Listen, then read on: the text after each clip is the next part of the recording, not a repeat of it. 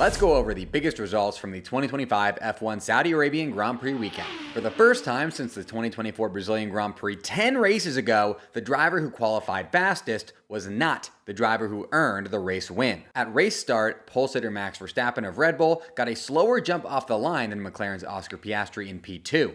This resulted in Max losing out to Oscar at turn 1 and then going off track and staying ahead of Oscar, as Max claimed that Oscar had forced him off rather than overtaken him cleanly. The stewards, however, did not agree, and Max subsequently received a 5-second penalty for leaving the track and gaining an advantage when he did not give the position back to Oscar before the safety car came out, with this penalty eventually deciding the race in Oscar's favor, as Oscar would go on to finish P1 less than 3 seconds ahead of Max in P2. P3 went to Ferrari's Charles Leclerc, who had a phenomenal drive on Sunday to give the prancing horses their first Grand Prix podium of the season. P4 went to McLaren's Lando Norris, who had a decent recovery drive after a shocking Q3 crash from the then championship leader meant he'd only qualified 10th.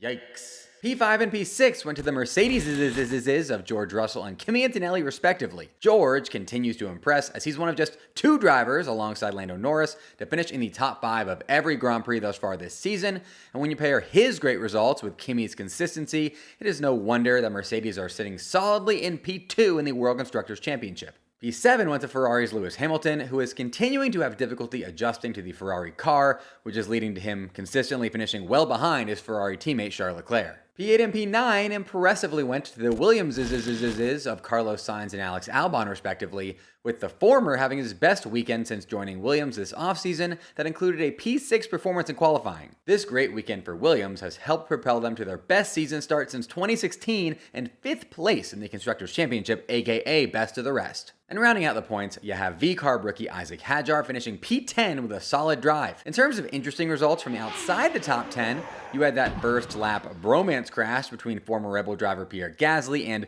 future former Red Bull driver Yuki Tsunoda that caused them to both retire from the race, and you also had a near crash between Sauber's Gabby Bortoleto and his manager, Aston Martin's Fernando Alonso, that would have been quite awkward had it occurred. Whoa.